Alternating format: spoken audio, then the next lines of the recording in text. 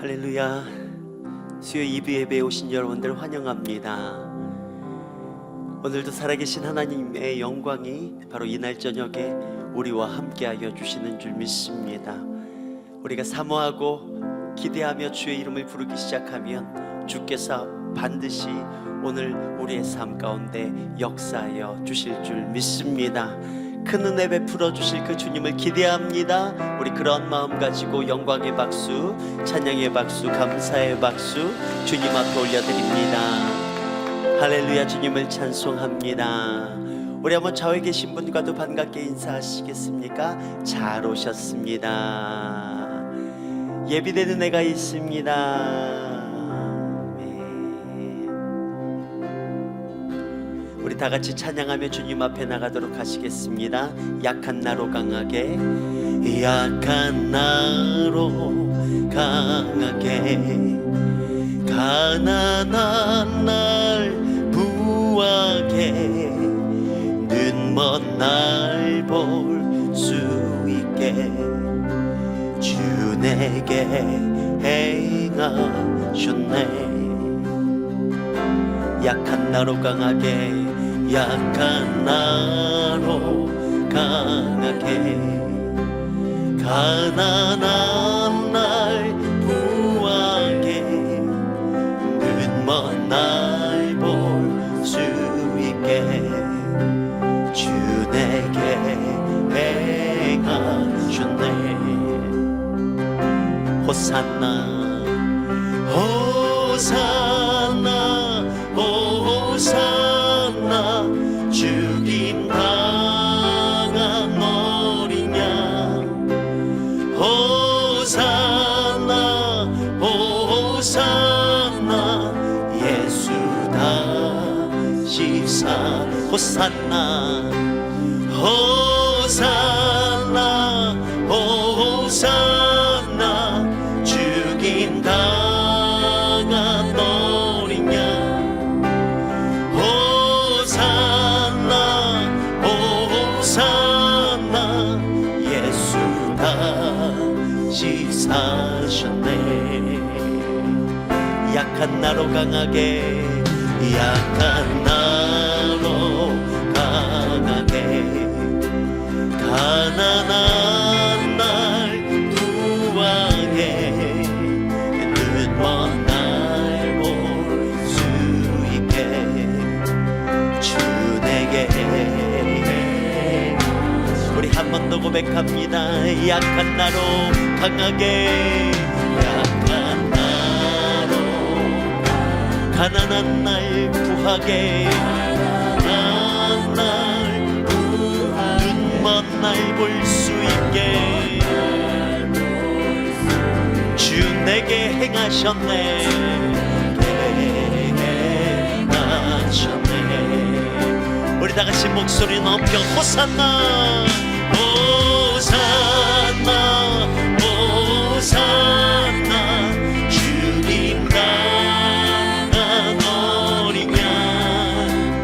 호산나 호산나, 예수 다시.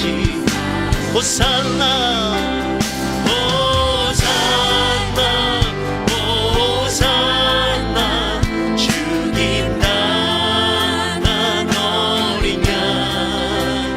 호산나 호산나, 예수 다시 사셨네. 내가 건너야 할 강, 내가 건너야 할 강, 거기서 내 죄 씻겼네. 이제 주의 사랑이 나를 향해 부르네. 깊은 강에서 주가, 깊은 강에 나를 일으키셨도다. 구원의 노래 부르리. 우리 다 같이 목소리 높여 예수 자유 주셨네.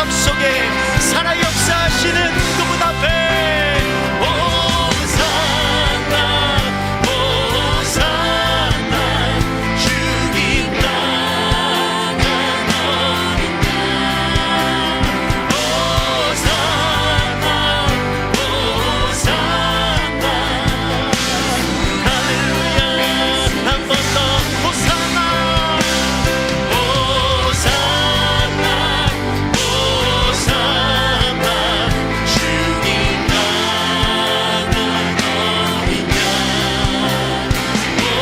호산나 호산나 우리 한 번 더 고백합니다. 호산나 호산나 호산나 죽임 당한 어린 양 호산나 호산나 예수 오늘 이 밤에 계속해서 세일을 행하여 주시옵소서.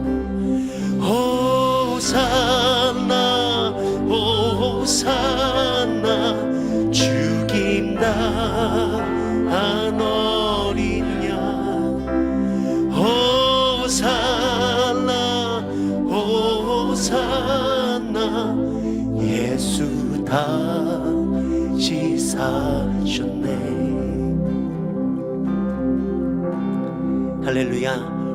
오늘 그 다시 사신 그 구주 예수 그리스도께서 오늘도 우리의 속에 찾아오셔서 이 밤에도 세일을 행하여 주시는 줄 믿습니다. 그렇게 믿으십니까? 우리 그 믿음 가지고 다시 한번 그 주님 앞에 큰 박수로 영광 올려드립니다. 할렐루야.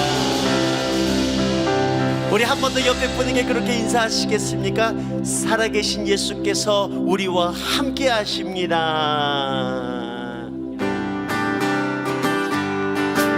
우리 다같이 손뼉치며 찬양합니다. 주 하나님 독생자 예수 날 위하여 오시었네. 내 모든 죄 다 사하시고 죽음에서 부활하신 나의 구세 살아계신 주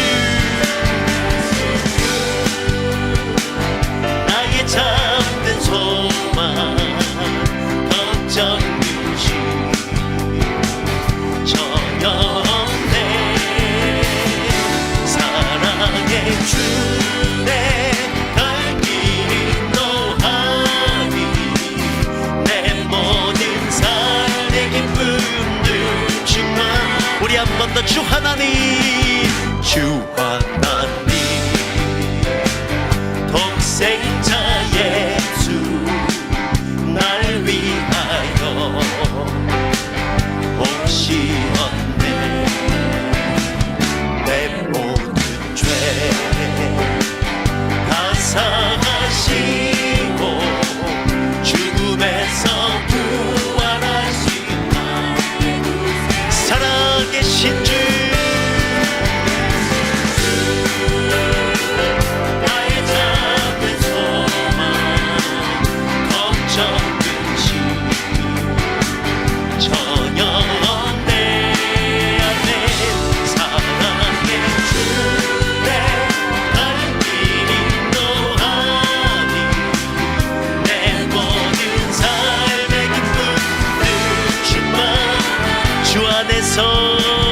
주 안에서 거듭난 생명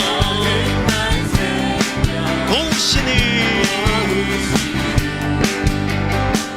주의 사랑 참 기쁨과 확신 가지고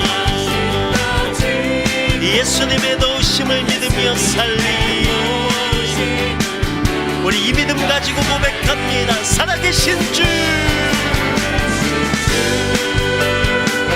나의 잠든 소망 걱정 근심 전영내 사랑의 주내 갈 길이 노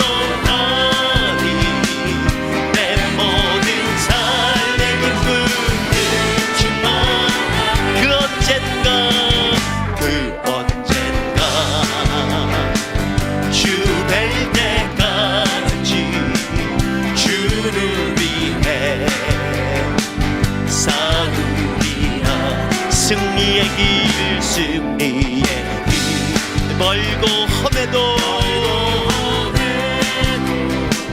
주님께서 나의 앞길 살아계신 주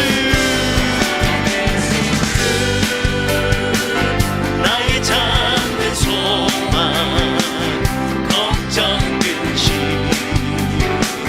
전혀 없네 사랑의 주내 갈 길이 노하니 내 모든 삶의 기쁨을 충만한 살아계신 주 나의 잠든 소망 걱정 근심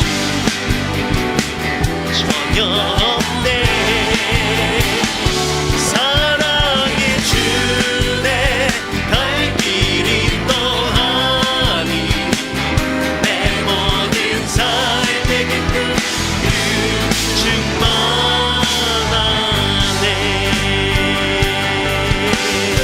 편찮는 주님의 사랑과 편찮는 주님의 사랑과 거룩한 보혈의 공로로 우리 다 찬양을 합시다 주님을 만나볼 예수는 우리를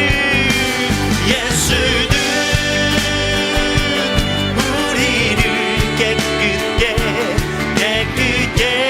하시는 주신 그의 피 우리를 눈보다 더 희게 우리를 깨끗게 한 피는 깨끗게 한 피는 무궁한 생명의 생명의 구원을 받은 자 하나님 찬양을 합시다 찬양을 합시다 예수는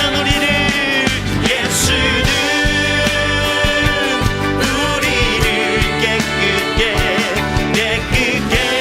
하시는 주시니 그의 피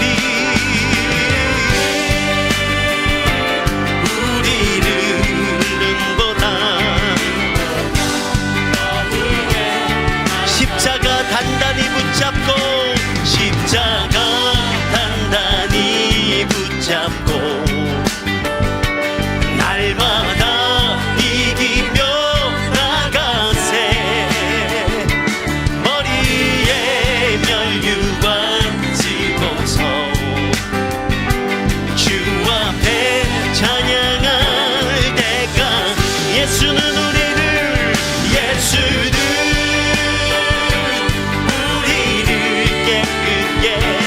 깨끗게 하시는 주시니 그의 피 우리를 눈보다 더 희게 예수는 우리를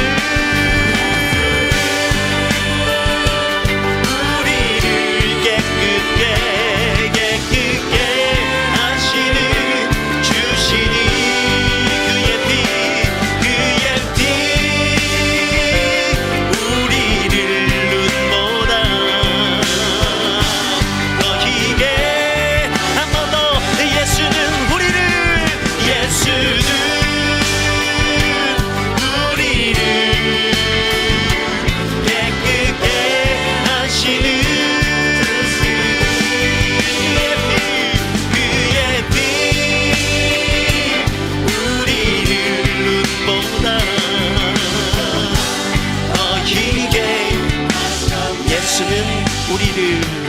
예수는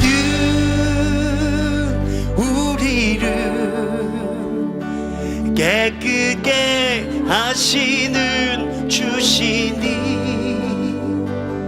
그의 피 우리를 능보다 더 희게 한 번 더 예수는 우리를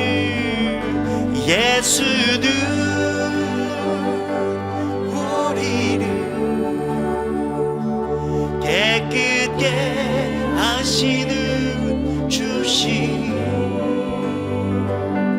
그의 피 우리를 눈보다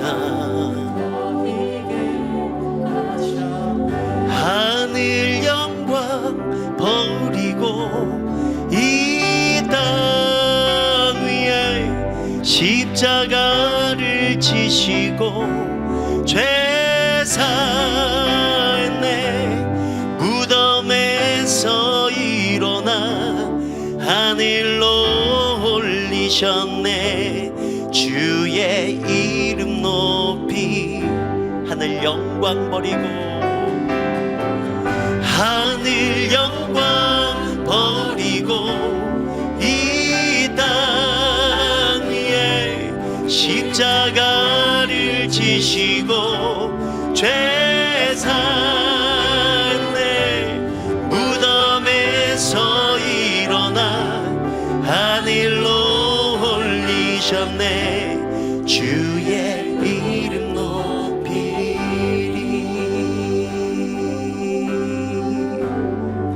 주의 이름 높이며 주의 이름 높이며 주를 찬양하나니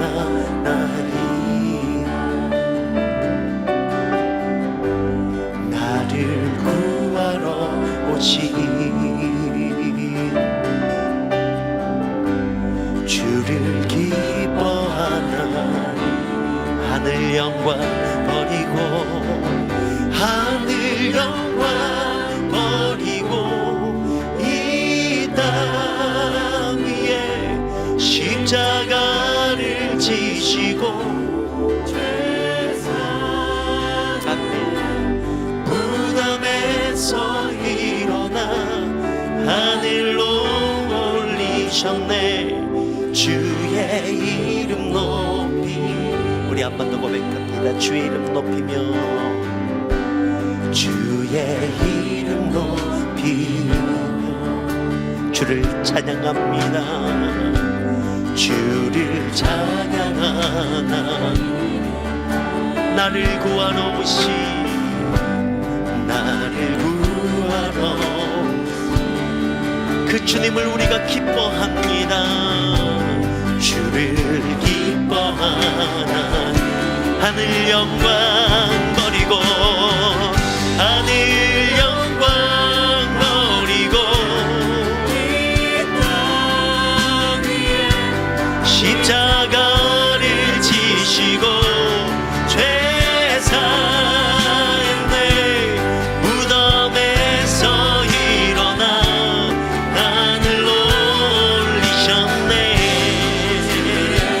우리 한번 마지막으로 두 손을 높이 들고 그분을 노래합니다 하늘 영광 버리고 하늘 영광 버리고 이 땅 위에 십자가를 지시고 죄 사했네 무덤에서 일어나 하늘로 올리셨네 주의 이름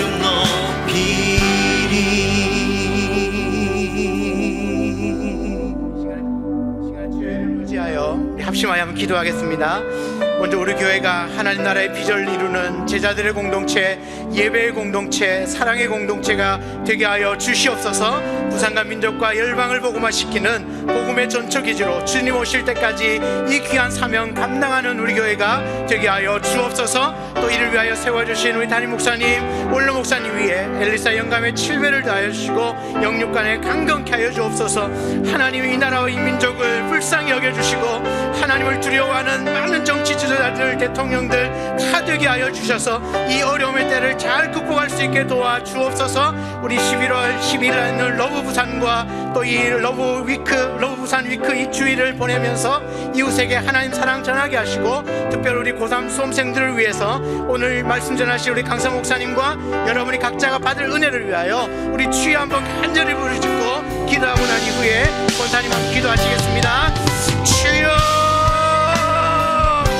하나님 아버지 감사합니다. 주님께서 우리 교회에 보여주신 이 귀한 미련을 하나님께서 속히 이루어갈 수 있게 도와주옵소서. 하나님 나를 믿는 제자들의 공동체가 되게 해주시고, 사랑과 은혜와 말씀의 공동체가 되게 하여 주옵소서. 이 부산과 민족과 열방을 복음화시키는 복음의 전초기지가 되게 하여 주시며, 아버지 하나님 우리 교회를 통하여서 주님 오실 그날까지 주님 마음을 시원케 해드릴 수 있는 믿음의 교회가 되게 하여 주옵소서. 이를 위하여 세워주신 사랑하는 나의 목사님, 물론 목사님 위에 일생하며 7배를 다하여 주시고 늘 영육간에 건강케 하여 주시며, 주님 오실 그날까지 이 사명 붙들고 나갈 수 있게 주여 도와 주옵소서. 주님이 나라의 민족을 불쌍히 여겨주시고 하나님을 두려워하는 수많은 정치지도자들과 대통령들 다 되게 하여 주셔서 이 어려움의 때를 능히 이기고 승리할 수 있게 도와 주옵소서. 러브 부산이 있습니다. 하나님 이 때를 통하여 하나님 나라 이 하나님의 사랑과 은혜를 많이 이웃들에게 증가하게 강력하게 하여 주시고, 특별히 우리 고3 수험생들 마지막까지 최선을 다하게 하시며 건강도 주시고 지혜를 다하여 주셔서 하나님께서 큰 열매 안고 돌아오게 하여 주옵소서. 주님 오늘도 귀한 목사님 보내주셔서 감사합니다. 목사님을 통하여서 오늘 이 밤에 하나님 종교개혁 귀한 말씀들을 증가하실 때에 이 말씀 받고 우리 은혜 받으며 하나님께서 우리의 역사하는 삶에 온전히 묻어나는 주인의 그 말씀들 되게 하여 주옵소서. 우리 정위순 권사님 기도해 주시겠습니다. 살아계신 아버지 하나님 은혜 진심으로 감사합니다. 아버지 하나님 우리에게 아버지 하나님 살아계신 아버지여 모든 것 주관하시고 역사하신 아버지 감사합니다. 3일 동안도 우리를 지켜보아 주셨다. 아버지 몸된 교회로 인도하신 하나님 감사합니다. 아버지 하나님 우리 영혼의 떼묻고 아버지 마음으로 지은지 눈으로 지은지 입술로 지은지 사하여 주시고 용서하여 주시옵소서. 아버지 이 나라 이 민족을 불쌍히 여기시고 긍휼히 여겨 주시옵소서.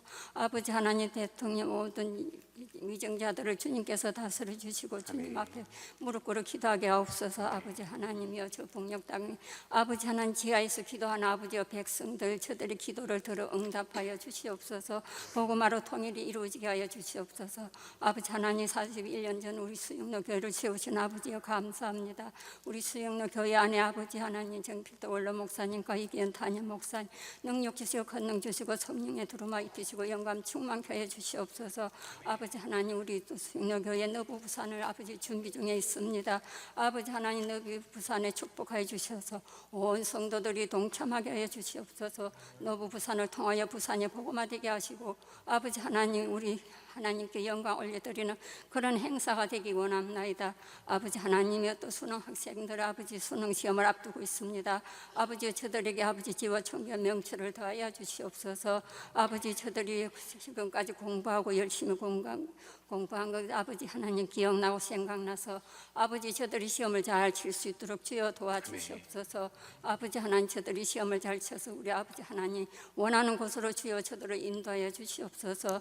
아버지 하나님 오늘 우리에게 말씀 주실 아버지 교수님을 단위에 세우셨사오니 아버지 하나님 우리 병하는 목사님을 주여 붙들어 주셔서 능력 주시고 권능 주시고 성령의 두루마 입히시고 영감 충만케 하시며 일상과 합질로 7배를 더하여 주시옵소서. 아멘. 오늘 이 밤에 주시는 말씀으로 우리 마음이 아버지 하나님 씨앗이 내리게 하시고 말씀이 박히게 해 주셔서 오늘 이 밤에 아버지 하나님께서 역사해 주시옵소서. 아버지 하나님 이 예배가 아버지 시작 중이오니 주여 마치는 시간까지 우리 아버지 홀로 영광 받아 주시옵시고 모든 거 우리 주님께서 주관하시고 역사하시고 인도하서 모든 거 우리를 구원하신 주 예수님 이름 받들어 감사 기도드리옵나이다. 아멘. 아멘.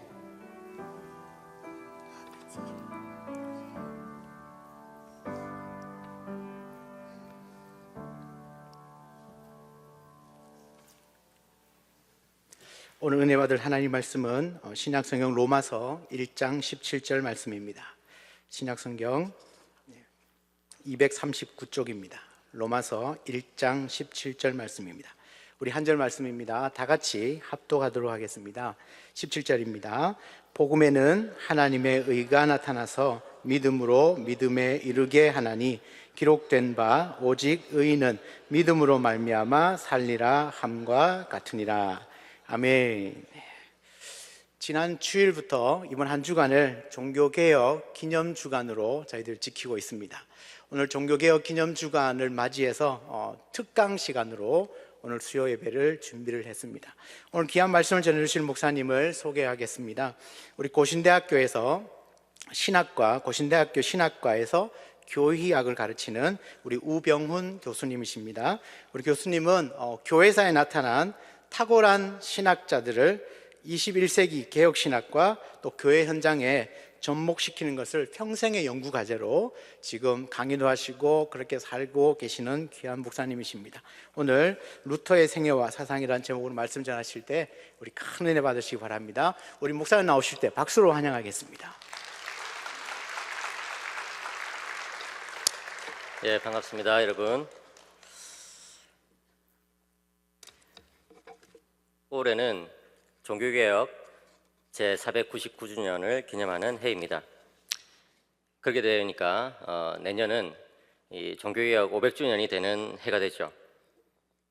1517년 10월 31일에 종교개혁자 루터는 그 유명한 95개조 논제를 비텐베르크 성곽교회의 정문에 걸었습니다. 로마 가톨릭 교회의 잘못된 관행을 비판한 그는 삽시간에 아주 유명해져 버렸고 그와 함께 거대한 교회개혁의 물결이 밀려오게 되었습니다. 유럽에 가면 이 루터에 대한 그림과 조각상들이 아주 많이 있습니다. 한번 보시면 이 사진에 보는 조각상은 보름스라는 지역에 있는 것인데요. 여러 다른 종교개혁자들과 함께 이 루터가 가운데 서 있습니다. 보름스라는 이 지역은 아주 루터의 생애에서 중요한 곳이었습니다. 왜냐하면 보름스 종교회의가 열린 곳이었는데요. 그때 독일 황제 카를 5세라는 사람이 이 루터를 소환해서 여러 가톨릭 신학자들 앞에서 루터를 신문한 회의가 바로 이 보름스 종교회의 또는 보름스 국회입니다. 자신의 글을 취소하라고 했을 때 루터는 오히려 나는 그럴 수 없다고 말하면서 여러 위정자들과 또 가톨릭의 신학자들 앞에서 자신의 신앙을, 자신의 믿음을 분명하게 고백했습니다. 그때까지만 해도 그는 단지 한 명의 수도사에 불과했지만 루터는 이후로 유럽의 역사, 아니 세계사를 바꿔놓는 그런 사람이 되었습니다. 중세가 끝나고 근대가 열린 것입니다. 그런데 이 루터의 모습은 역사 속에서 아주 다양하게 나타났습니다. 사실 위대한 사상가의 특징이 그런 것이라고 할 수가 있죠. 위대한 사상가들은 이 푸른 바다에 비유할 수 있을 것입니다. 모든 사람들은 그 바다로부터 자신이 가지고 있는 그 그릇의 모양과 크기에 따라서 물을 퍼올릴 수가 있습니다. 위대한 사상가들은 자연이 그러한 것처럼 각 사람에게 그 사람만의 언어로 그 사람이 정말 갈급한 그 메시지를 들려주는 것입니다. 그렇기 때문에 위대한 사상가들은 시간이 계속해서 지나도 여전히 사람들의 마음에 와닿는 것이죠. 루터가 바로 그러한 사람이라고 말할 수 있습니다. 이러한 사실은 이 루터에 대한 여러 그림들을 보아도 알 수가 있습니다. 루터를 그린 그림들은 아주 많이 있는데요. 그것은 그가 다양한 모습으로 인식되었다는 것을 보여줍니다. 어떤 경우에 루터는 이 수도사의 모습으로 그려졌습니다. 바짝 마르고 볼이 온폭 들어가고 머리는 이렇게 가운데를 대머리로 잘라버린 그죠? 그런 모습입니다. 이 중세의 수도사들의 이 헤어스타일에 관심이 많은 분들이 있는데요. 제가 특강을 하고 나면 중세 수도사들은 왜 이렇게 머리를 저렇게 잘랐습니까? 그런 질문을 많이 받습니다. 그것은 다름이 아니라 이 사람들이 이 세상의 욕망을 다 잘라내 버렸다. 예, 이런 뜻으로 이제 머리를 이렇게 가운데를 대머리로 이렇게 한 것입니다. 그래서 라틴어로 이제 톤수라라고 이렇게 하는데 그 톤수라라는 말 자체가 잘라버리다 이런 뜻이거든요. 그냥 세상의 욕망을 잘랐다는 것이죠. 또 루터는 때로 아주 날카롭고 영민한 신학 박사의 모습으로 그려지기도 했습니다. 특별히 주목할 만한 것은 이 루터와 동시대를 살았던 루카스 크라나흐라는 사람의 그림입니다. 이 크라나흐는 루터 시대의 화가이자 조각가였는데요. 그는 루터의 활동과 신학에 깊이 매료된 나머지 그의 열렬한 지지자이자 친구가 되어 주었습니다. 크라나흐는 문자 그대로 수천 점의 루터 초상화를 그렸습니다. 이 크라나흐가 그린 목파나 초상화 중에 이 기사 요르크라는 그림이 있습니다. 이 그림에서 보듯이 이제 루터가 기사로 변장하고 수염을 길게 기른 장면입니다. 나중에 이것에 대해서 다시 설명해 드리겠습니다. 또 어떤 초상화는 루터가 기도하는 모습을 보여주는데요. 위에 무엇이 이렇게 그려져 있습니까? 새가 한 마리 그려져 있죠. 비둘기. 비둘기는 무엇을 상징합니까? 성령님을 상징하죠, 그렇죠? 그래서 이 기도하는 루터의 위로 성령님께서 충만하게 임재하시는 그런 모습을 또 그려주고 있습니다. 또 어떤 그림은 아주 알레고리적으로 이 그림을 그렸는데요. 이 그림에서 루터는 비텐베르크의 이 한 마리의 새로서 묘사되고 있습니다. 비텐베르크의 나이팅게일인 루터의 이 아름다운 소리에 여러 동물들이 몰려들고 있는 그런 그림인데요. 아주 알레고리적이다 이렇게 말할 수 있습니다. 또 다음 그림을 보시면 한스 홀바인이라는 이 화가는 루터를 독일의 헤라클레스로 묘사하고 있습니다. 이 그리스 로마 신화에 보시면 이 헤라클레스가 아주 힘이 센 그런 어떤 영웅이지 않습니까? 그런 것처럼 루터는 사람들을 굴복시키며 잡아서 막 때리는 그런 모습으로 그려지는 것이죠. 무슨 말입니까? 루터한테 한번 붙잡히면 이제 박살난다 그런 뜻이겠죠, 그죠? 다시 말해서 이 로마 가톨릭의 잘못된 권위를 이 방망이로 박살내버리고 있는 그 헤라클레스 루터를 우리는 볼 수가 있습니다. 그 다음 그림 보시면 이 로마 가톨릭 측에서 그린 루터의 초상화를 우리가 볼 수 있는데요. 이 한 그림에서 보면 루터 뒤에 사탄이 올라타고 있습니다. 이 사탄은 루터 귀에다가 이렇게 그 파이프를 꽂아가지고 자신의 소리를 끊임없이 들려주는데 루터는 그 소리를 듣고 사탄의 나팔수가 되어서 사람들을 계속해서 현혹시키는 그런 사람으로 묘사되고 있습니다. 또 루터를 극렬하게 반대했던 코클라이우스라는 신학자가 있었는데요. 이 사람이 책을 펴낼 때에 그림을 하나 이 책 안에 삽입했습니다. 그 그림에 보면은 한 사람이 이렇게 머리가 7개가 이렇게 달려 있습니다. 이게 바로 루터라는 것이죠. 무슨 말입니까? 루터는 머리가 7개가 달린 괴물로서 그가 하는 소리는 도무지 알아듣지를 못하겠고 그의 말은 다 충돌한다, 이런 메시지를 전하고 있는 것이죠. 그 다음 또 그림을 보시면 이 로마 가톨릭이 또 그린 여러 가지 그림 가운데서 이 루터는 주로 마귀와 대화하거나 또 마귀의 지령을 받는 그런 모습으로 나오고 있습니다. 특별히 루터는 침실같이 은밀한 장소에서 마귀와 내통하는 그런 것으로 묘사되고 있는 것이죠. 그런데 그 다음 그림을 보시면 루터의 조교였던 이 라이펜슈타인이라는 사람이 그린 이 루터의 마지막 초상화가 나옵니다. 여기 보시면은 이제 루터가 1545년에 마지막 강의를 할 때의 그 모습을 이 루터의 조교가 이제 스케치를 해가지고 그린 것을 우리는 발견할 수가 있습니다. 루터의 후계자였던 필립 멜랑히톤이 이 그림을 간직하게 되었는데요. 멜랑히톤은 이 그림 곁에 몇 줄을 썼습니다. 루터의 말을 옮겨 쓴 것 같습니다. 교황이여, 나는 살아서는 당신에게 재앙이었고 죽어서는 당신의 죽음이 될 것이다 하는 것이죠. 그리고 이 말 바로 뒤에 멜랑히톤은 루터는 죽었지만 여전히 살아있다, 이런 말을 덧붙여 놓았습니다. 루터가 죽기 전에 이 가정예배에 대해서 글을 썼습니다. 그는 이렇게 적었습니다. 만약에 사람이 진지하게 마음으로 하나님의 말씀을 생각하고 믿고 행하다가 잠자는 도중에 죽는다면 그 사람은 죽음의 공포를 직감하기 전에 이미 평화롭게 죽은 것이고 그가 믿은 말씀 안에서 복될 것이다. 과연 이 말은 루터 자신의 이 죽음을 미리 예견한 것과 같이 들립니다.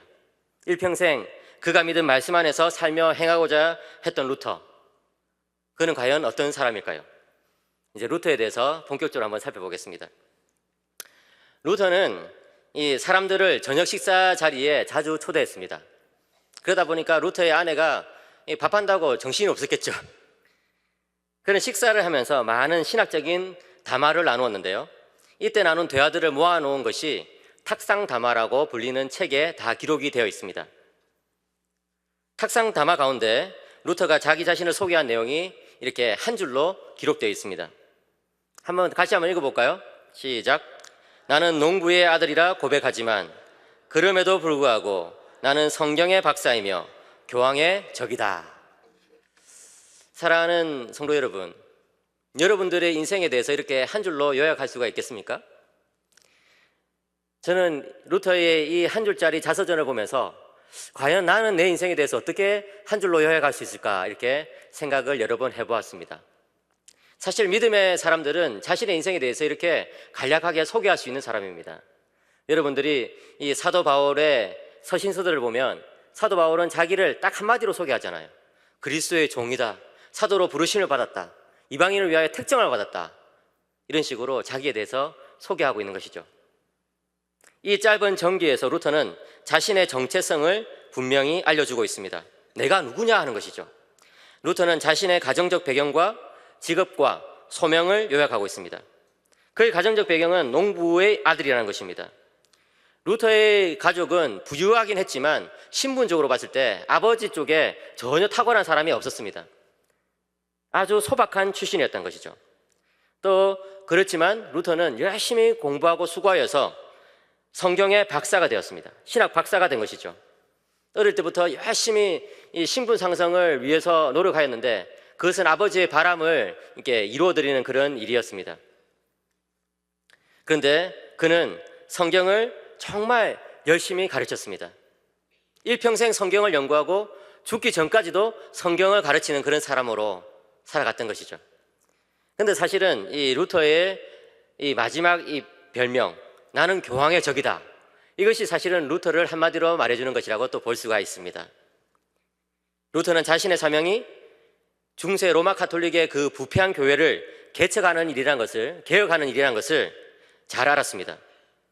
루터는 정말 교황을 대적하는 사람이 되어갔습니다. 그래서 자기의 자서전에 나오는 것처럼 교황의 가장 큰 대적자가 되었던 것입니다. 루터는 종종 자신을 가난한 농부의 아들로 묘사했지만 사실 그의 집은 아주 부유했던 것을 알 수 있습니다. 이 독일 지역의 지도를 제가 잠시 소개하는데 루터가 살았던 지역이 이 독일의 가운데에 있는 그런 지역들입니다. 그 정도만 일단 알고 넘어가겠습니다. 신분상으로는 루터의 집안은 별 볼 일 없는 그런 집안이었지만 경제적으로 볼 때는 결코 그렇지 않았습니다. 여기 루터의 부모의 이 초상화가 나오는데요. 여러분 느낌이 좀 어떻습니까? 성실하게 보이죠? 예, 정말 일밖에 모르는 사람 같다. 그런 느낌이 들잖아요, 그죠? 아주 엄격하다 이런 느낌이 듭니다. 아니나 다를까 한스 루더, 루터의 아버지인 한스 루더는 이 아이제나흐라는 도시, 독일 가운데 있는 도시 근처에서 이제 태어난 사람인데 농장을 5개나 소유할 정도로 아주 부유한 사람이었습니다. 그것은 그가 날 때부터 그렇게 부유했던 것이 아니고 정말 일평생 동안 열심히 수고한 그런 대가로 모은 재산이었습니다. 어머니 마르가레테 린데만이라는 이 여인은 그래도 이렇게 신분적으로 봤을 때는 상당히 좀 이 유명한 학자들을 많이 배출한 그런 이름 있는 가족이었습니다. 그런데 어쨌든 루터의 아버지를 따라서 신분이 결정되기 때문에 루터는 신분상으로 봤을 때는 아주 미천했고 경제적으로 봤을 때는 아주 부유했다 이렇게 생각할 수가 있을 것입니다. 루터가 사실 자랐던 도시들도 다 그런 도시였습니다. 루터가 태어난 그런 고향이라든지 또 루터가 어린 시절을 보낸 그런 도시라든지 이런 도시들은 다 인구 4,000명 미만 또는 2,000명 미만 그런 도시였습니다. 여러분들은 여기 앞에서 제가 특강하는 저를 딱 봤을 때 저 사람은 도시 출신이겠다 이런 느낌이 드시죠? 생긴 것부터 다 이렇게 깔끔하게 이렇게 예. 저는 부산에서 태어나가지고 이제 계속 부산에서 살아다가 서울로 이제 대학을 가고 그다음에 다시 이제 부산으로 돌아왔거든요. 저는 주로 대도시에서만 이렇게 보냈습니다. 그러니까 루터는 그렇지 않았어요. 아주 이제 시골 출신이었던 것이죠. 그러니까 여러분 시골 출신들의 그 중요한 특징이 뭡니까? 이 수수하고 순박하시잖아요. 그러다 보니까 누구와도 다 친해지고 그렇게 누구와도 이제 정말 허심탄회하게 이렇게 이야기할 수 있는 그런 특징을 가지고 있죠.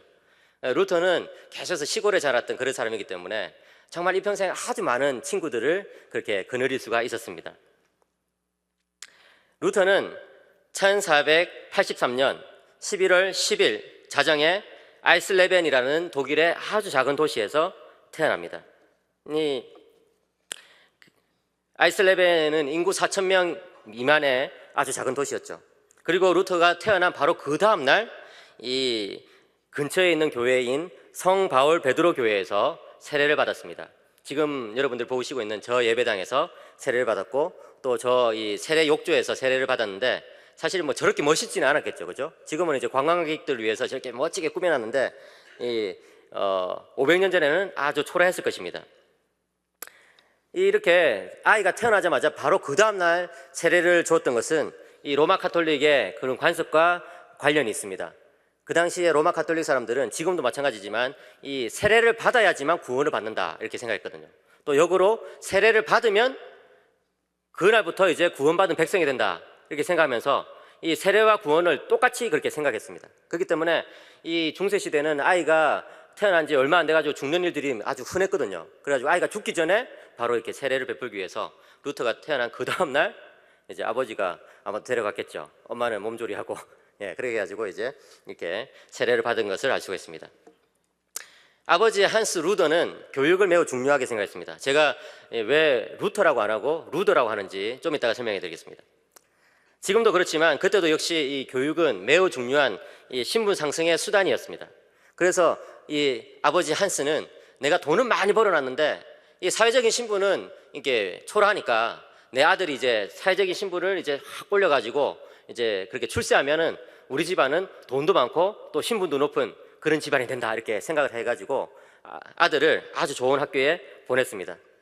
또 그 여러 좋은 집안의 그런 가문들과 이제 관계를 맺으면서 이제 루터가 아주 그 예를 들어서 시장의 그런 그 아이젠하우의 그 도시를 관할하는 시장의 그 자녀들과 같이 어울릴 수 있도록 그렇게 배려를 해주고 또 이제 아주 귀족 집안의 그런 어떤 예절을 어릴 때부터 익힐 수 있도록 그렇게 아버지가 시켰습니다. 그래서 루터는 이 근처에 있는 샬베 가족이나 또 코타 가족 이런 아주 명망 있는 가족들의 이제 자제들과 함께 어울리면서 이제 그런 어떤 그 상류 사회의 관습과 문화에도 익숙해져 갔습니다. 특별히 또 루터는요, 이 어릴 때부터 이 음악을 아주 좋아했습니다. 여러분이 이렇게 지금 이 기타를 연주하고 있는 이 루터의 모습을 볼 수 있는데 이 기타는 그 당시의 이름은 류트였어요. 류트. 그래서 그 이름이 루터하고 비슷하죠. 그래서 그 루터가 류트를 연주하는 그런 모습을 우리가 볼 수 있는데 실제로 루터는 이 어릴 때부터 음악을 너무 사랑했습니다. 그래서 노래 부르는 것도 좋아하고요. 또 악기 연주도 좋아하고요. 그렇게 했던 것이죠. 그런데 참 놀랍게도 하나님께서는 음악을 사랑했던 그 루터를 또 사용하셔가지고 나중에 교회 음악의 창시자로 이렇게 만들어 주신 것을 볼 수가 있습니다. 그래서 지금도 이제 우리는 루터가 이렇게 작사 작곡한 그런 노래들을 우리는 만날 수가 있습니다. 그 찬송가 우리 찬송가에서도 내주는 강한 성이요 이 찬송 아시죠? 네, 그게 이제 루터가 직접 작사 작곡한 찬양이라는 것이죠.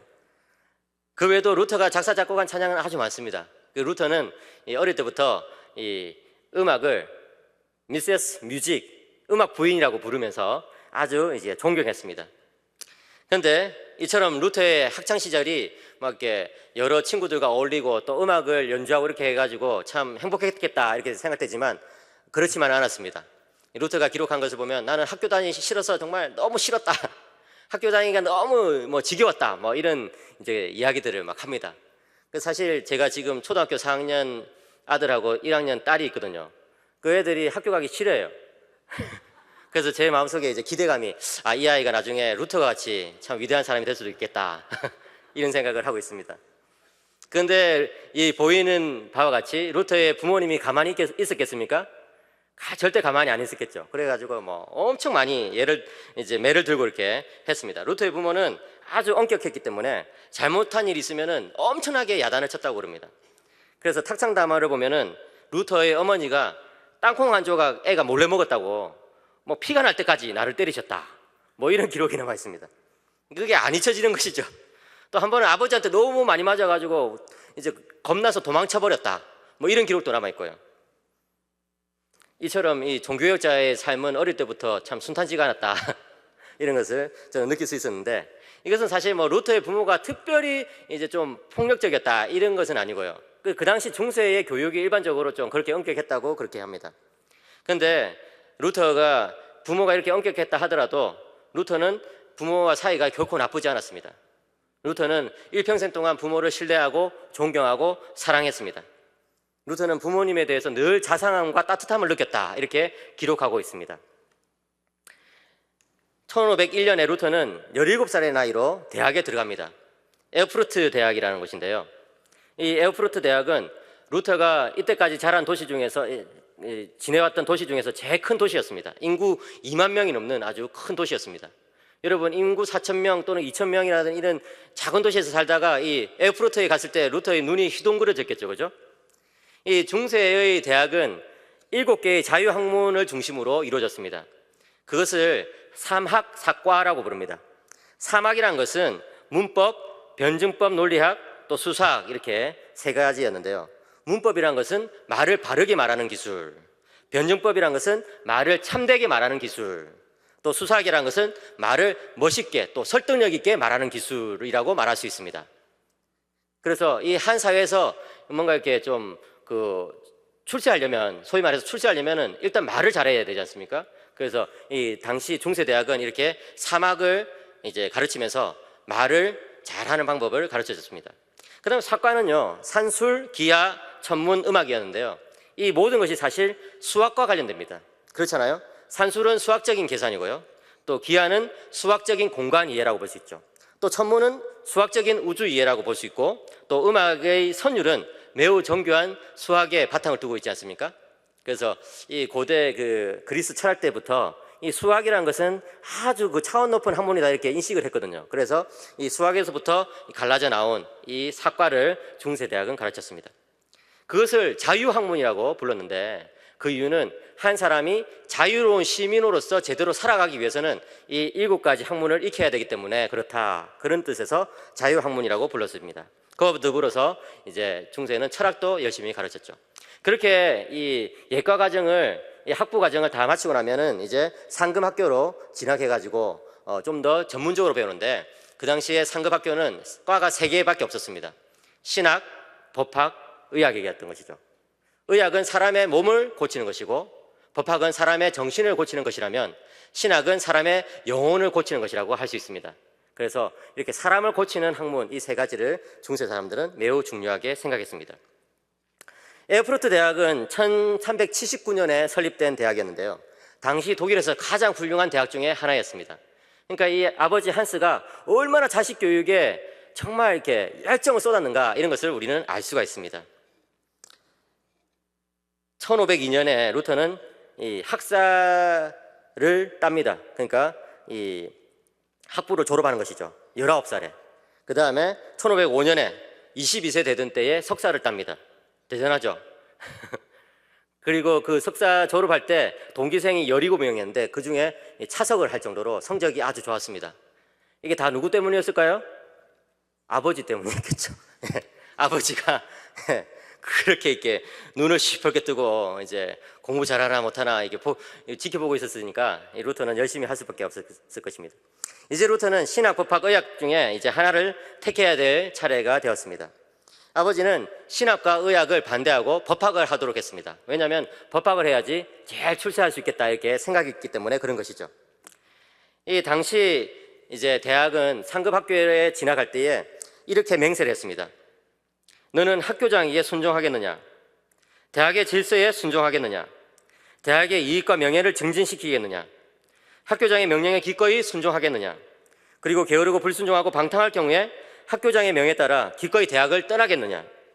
그렇다고 한다면 하나님에게 그리고 거룩한 복음 전파자들 앞에서 맹세하라. 루터는 이 맹세를 하였고 법학 공부를 시작하게 되었습니다.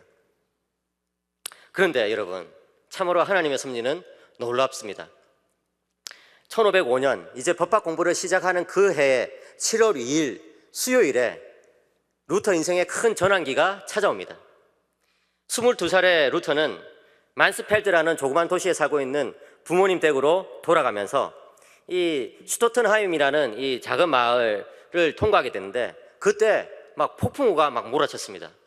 여러분, 이 몇 주 전에 이게 태풍이 갑자기 몰려와가지고 이제 아파트가 막 흔들릴 정도로 막 그렇게 했잖아요. 부산에 차바가 와가지고. 기억나십니까? 예, 저는 그때 이 루터를 묵상하면서 루터가 겪었던 이 폭풍우가 그런 것이었을 것 같다, 이런 생각을 했습니다. 아직 나이가 어린 루터는 막 겁이 났습니다. 번개가 막 치고, 그래서 그것을 피하다가 다리를 다치게 되었습니다. 죽음의 공포가 루터를 사로잡게 되었습니다. 그는 이렇게 기도하면서 외쳤습니다. 성 안나여 도와주소서, 수도사가 되겠나이다. 성 안나는 여러분들이 이 누가복음 2장에 나오는 것처럼 이제 나이가 84세가 되어서 이제 주님과 대면하게 되는 그런 이제 여인이잖아요, 그죠? 그러니까 이 성안나는 누구냐 했을 때 이 때이른 죽음을 이제 막아주는 그런 수호 성인이었습니다. 그래서 루터는 이제 그 당시만 해도 중세에 이 미신에 완전히 잠겨 있었거든요. 그러니까 성안나여 도와주시옵소서 이러면서, 저는 지금 죽을 수 없습니다. 저도 84세까지 좀 살게 해주세요. 뭐 이러면서 이제 기도하면서 이제 제가 수도사가 될 테니까 좀 한 번만 살려주세요, 이렇게 기도했던 것입니다. 1505년 7월 17일 자기가 수도사가 되겠다고 서약한 지 12일 뒤에 루터는 진짜 수도원으로 들어가 버립니다. 루터가 수도원에 들어갈 때 누가 제일 반대했을까요? 아버지. 예. 아마 아버지가 뭐 노발대발했겠죠, 그죠? 내가 너한테 지금 쏟아부은 돈이 얼만데 이 녀석아. 너는 이제 법하고 공부해가지고 우리 가문을 살려야 되는데 이 녀석아, 이러면서 뭐 엄청 화를 냈을 것입니다. 그런데 루터는 아버지의 말을 듣지 않았습니다. 하나님 앞에서 서약했기 때문에 지켰던 것이죠. 그런 결정에 대해서 친구들도 아주 놀랐습니다. 중세의 수도원은 상당히 독특한 특징이 있었습니다. 사실 이 중세의 중요한 특징은 이 지옥에 대한 두려움이라고 말할 수 있습니다. 이 그림에서 보다시피 사람들은 이제 죽고 나면은 이제 선하게 살고 하나님을 믿고 하나님 믿고 선하게 살면은 정말 저 광명의 그 빛으로 천사들이 이제 자기들을 호위해서 데려간다. 그러나 하나님을 제대로 잘 믿지 못하고 선하게 살지 못하면은 저기 괴물이 잡아먹어 버린다, 지옥에서. 그런 생각을 하면서 이제 살았던 때거든요. 그렇기 때문에 이 공로를 열심히 쌓기를 원했습니다. 이 공로가 부족하면 괴물한테 잡아먹히기 때문에, 영원한 이 불못에 시달릴 것이기 때문에. 그래서 많은 사람들이 이제 수도원에 들어갔던 것이죠. 특별히 이 중세에는 결혼, 또 성관계, 또 여성, 이런 것들을 이제 거룩과는 정반대되는 것이라고 생각했거든요. 사실 성이란 것은 남용하면 문제지만 이 정당한 부부관계 안에서는 사실은 하나님께서 주신 선물이지 않습니까? 그런데 중세 사람들은 성 자체를 막 경멸했어요. 그래가지고 이 결혼을 하면 일단은 공로가 확 삭감되는 것입니다. 예, 결혼하시면 한번 손 들어 보십시오. 예, 상당히 많으신데요. 예, 중세에 따르면은 천국 가기 힘들어지는 것이다, 이렇게 생각하시면 돼요. 예, 중세 신학이 틀린 겁니다, 여러분. 그런데 그렇기 때문에 이제 수도사가 되는 사람들은 결혼 안 하고 이제 독신으로 살면서 거기 이제 수도원에 들어갔던 것입니다. 예, 특별히 또 수도원에 안 들어가는 사람들은 이제 내가 수도원에 안 들어가지만 이 돈을이라도 많이 기부하겠습니다, 이렇게 해가지고 수도원에 돈을 엄청 많이 갖다 주었습니다. 그렇게 해가지고 공로를 쌓으려고 했던 것이죠. 그러다 보니까 수도원에는 참으로 이게 하나님 앞에서 정결하게 살려고 하는 그런 사람들도 들어왔지만, 그렇지 않고 돈이 있으니까 막 즐기려고 들어온 사람들도 많았습니다. 세속적인 욕망을 품고 들어오는 사람들도 많았던 것이죠. 루터는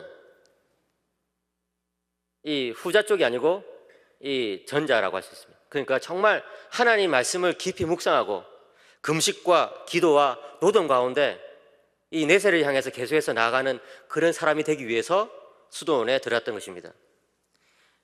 수도원 첫 생활부터 루터의 고민은 죄인인 인간이 도대체 어떻게 하나님 앞에 설 수 있느냐 하는 그런 질문이었습니다. 이 질문이 너무나 루터를 힘들게 만들었습니다. 루터의 이 유명한 자서전적인 찬양인 사랑하는 크리스천이여 다 함께 하나가 되어라는 그 노래가 있는데요. 이 자기의 그 수도사 시절의 그 고백을 이렇게 잔잔하게 담아내고 있는 그런 노래입니다. 한번 여러분 읽어볼까요? 시작. 사탄의 사슬에 꽉 묶여 누워있네. 죽음이 나를 어둡게 품고 있네. 죄악이 밤낮으로 나를 고문하네. 어머니께서 죄악 가운데서 나를 낳으셨다. 하지만 여전히 매일 깊게 넘어지네. 내 삶은 살아있는 지옥이네. 그렇게 죄악이 나를 강하게 소유했네. 수도사 루터는 금욕적인 고행의 삶을 살면서도 전혀 마음의 안식을 누릴 수가 없었습니다. 하나의 죄를 억누르는 순간 두 가지, 세 가지 죄가 다시 자신을 찾아오는 것을 보았기 때문입니다. 그러던 그에게 한 줄기 빛이 찾아들었습니다. 1507년에 루터는 사제로 안수받고 또 자신이 학사와 석사를 공부했던 에어프루트 대학에서 신학 공부를 시작합니다. 그 당시에 이 신학 공부는 인문주의 이 바람이 불었습니다. 이 르네상스 시대와 이게 겹쳐 있기 때문에요. 이 르네상스 시대 인문주의의 이 중요한 특징은 원전으로 돌아가자라는 것입니다. 원래의 언어로 돌아가자. 중세 사람들은 성경을 라틴어로 번역된 것으로 보았습니다. 그런데 이제 인문주의 운동을 하는 이 수도사들은 이제 라틴어 성경을 이제 보기보다는 원래의 성경, 히브리어와 헬라어로 이제 성경책을 읽기 시작했습니다. 루터도 역시 이 신학 공부를 하면서 히브리어와 헬라 공부를 열심히 했습니다. 1512년 루터는 신학 박사가 되었습니다. 그의 나이 29세에 신학 박사가 되었습니다. 대단하죠? 저는 40살 때 박사가 됐거든요. 그래서 루터를 보면 좌절감을 느낍니다. 야, 어떻게 이럴 수가 있나. 그리고 나서 루터는 비텐베르크 대학에서 강사가 됩니다. 이 비텐베르크 대학은 1502년에 세워진 대학이었습니다. 제가 지금 심호하고 있는 고신대학이 70주년 기념 행사를 올해 하고 있는데요. 이 루터가 들어갔을 때 그 비텐베르크 대학은 10주년 정도밖에 안 됐습니다. 예. 중세의 제일 오래된 그 대학이 볼로냐 대학인데 1088년에 세워졌거든요. 다른 대학은 뭐 역사가 거의 뭐 500년 가까이나 되는데 루터가 이게 첫 교수 생활을 시작한 비텐베르크 대학은 아주 역사 짧은 그런 대학이었던 것이죠. 그런데 그만큼 어떤 새로운 어떤 사상을 실험할 수 있는 그런 곳이었다고 할 수 있습니다. 루터는 거기서 이제 이 요한 폰 슈타우피츠라는 사람의 뒤를 이어서 성경을 가르치는 교수가 되었습니다. 루터는 대학에서 이제 강의를 하면서 성경을 가르쳤는데 그 성경이 시편, 로마서, 갈라디아서, 히브리서였습니다. 그러니까 여러분 우리가 성경을 연구할 때 무엇부터 먼저 연구해야 되는지 좀 아시겠죠? 그래서 여러분들이 시편, 로마서, 갈라디아서, 히브리서 이걸 꼭 기억하시기 바랍니다. 이 시기에 이제 루터는 하나님의 의에 대한 생각이 조금씩 바뀌기 시작했습니다. 여러분 한번 여기 나오는 글자가 좀 작지만 한번 읽어봤으면 좋겠습니다. 시작. 나는 사실상 로마서의 바울을 이해하기 위한 특별한 열정으로 불타올랐다. 나를 사로잡은 것은 로마서 1장 17절의 말씀이었다. 복음에는 하나님의 의가 나타나서 이 말씀이 갑자기 내 길을 가로막고 섰다. 나는 하나님의 의라는 말을 몹시도 싫어했는데 나의 다른 모든 선생들의 가르침과 용법에 따르자면 그것은 죄인을 벌하시는 하나님은 의로우시다라는 의미였기 때문이다.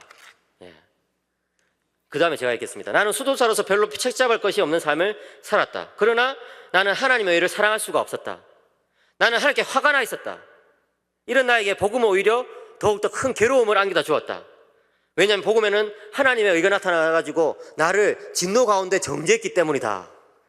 그런데 그럼에도 불구하고 나는 로마서 1장 17절의 말씀을 계속해서 파고들었다. 그 다음 내용을 같이 읽겠습니다.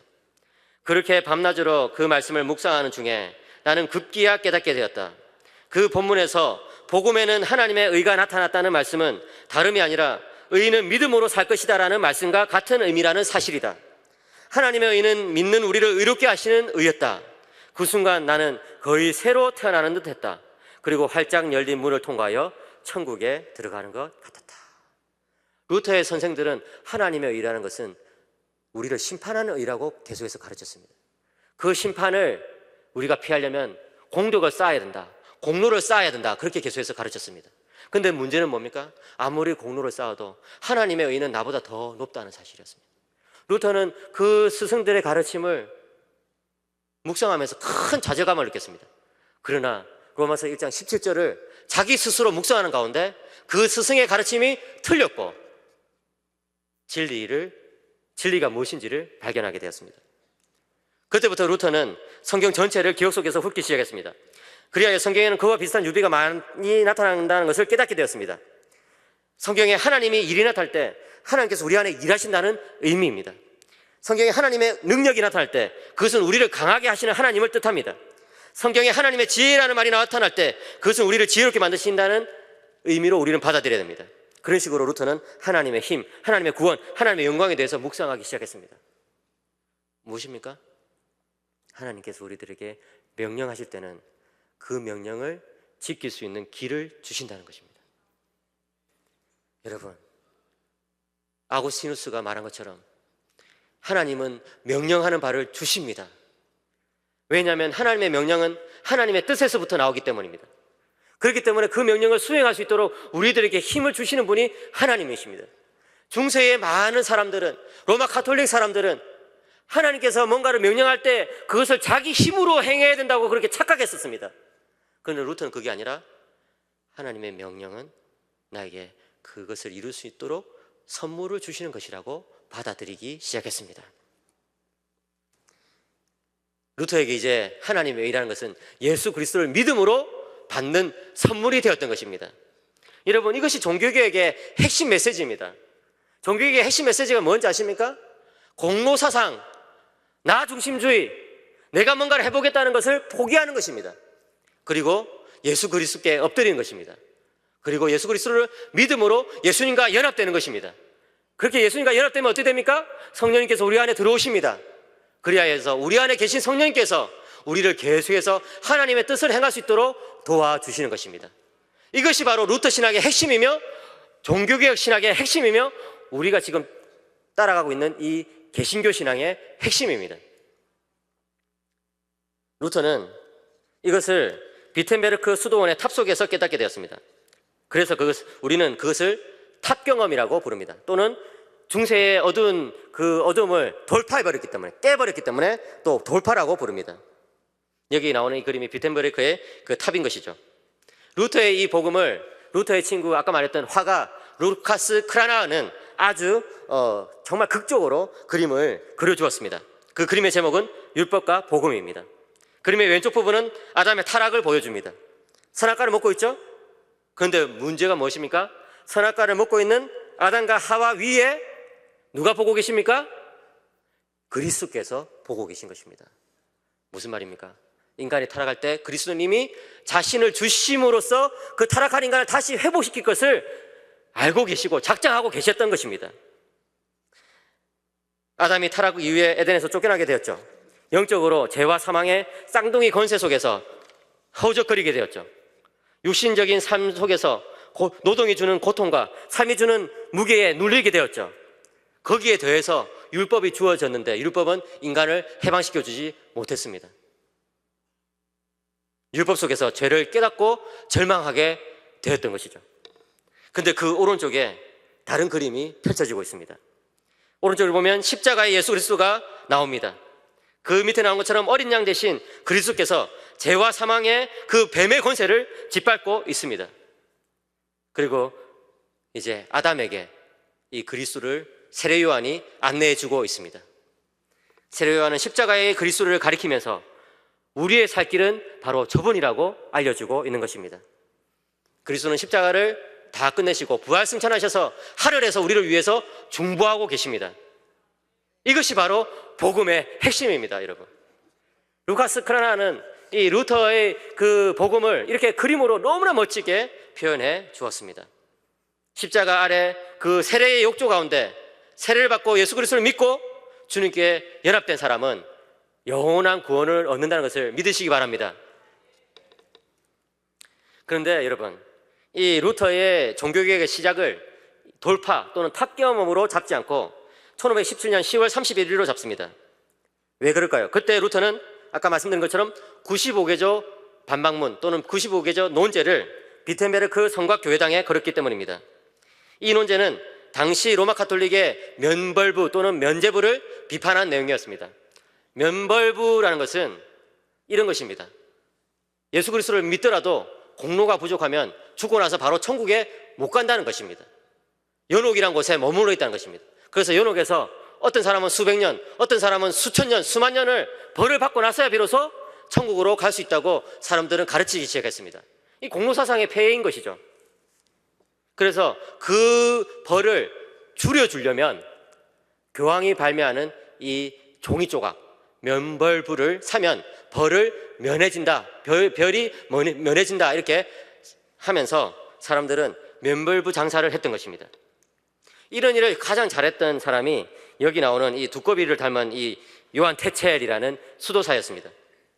도미니칸 수도사였던 이 사람은 욕심이 가득한 사람이었습니다. 이 사람은 면벌부를 통해서 죄의 온전한 사면을 받을 수 있으며 연옥의 벌을 피할 수 있고 친인척의 죄마저 용서받을 수 있다 이렇게 이야기했습니다. 면벌부를 통해서 죽은 사람의 죄마저 다 사함받을 수 있다 이렇게 이야기하면서 여러분뿐만 아니라 여러분들의 돌아가신 할아버지 할머니를 위해서도 면벌부를 빨리 구매하세요 이렇게 이야기했던 것입니다. 이 테첼이 남긴 유명한 설교가 있습니다. 그 설교 제목은 짤랑훌쩍이라는 것입니다. 제가 지었습니다 사실. 뭡니까? 연보계에 면벌부를 사기 위해서 돈이 짤랑하고 떨어지는 순간 영혼이 연옥으로부터 훌쩍 풀려나서 천국으로 간다. 짤랑훌쩍 이 설교를 가지고 테첼이 면벌부 장사를 짭짤하게 했습니다. 당시의 면벌부는 재산과 사회적 지위에 따라서 값이 달랐습니다. 가난한 사람은 이 은하, 이 금화 반 길더를 내면 면벌부를 살 수 있습니다. 그것은 이 목수의 일주일 노동 급여였습니다. 그런데 부유한 사람은 이 금화 23길더를 내야지 살 수 있었습니다.